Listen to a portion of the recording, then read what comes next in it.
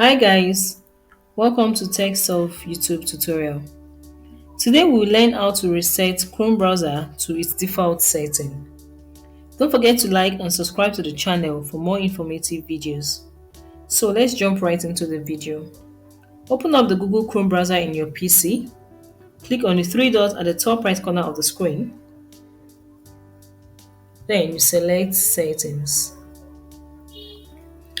On the left hand side of the settings page, click on Reset Settings.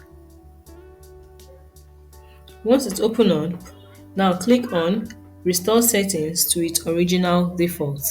You click on the arrow beside it. Then, a confirmation window will appear asking if you really want to reset the browser. You will see a summary of what will be reset. Your extensions will be disabled, cookies will be deleted, shortcuts will also be reset, and many others.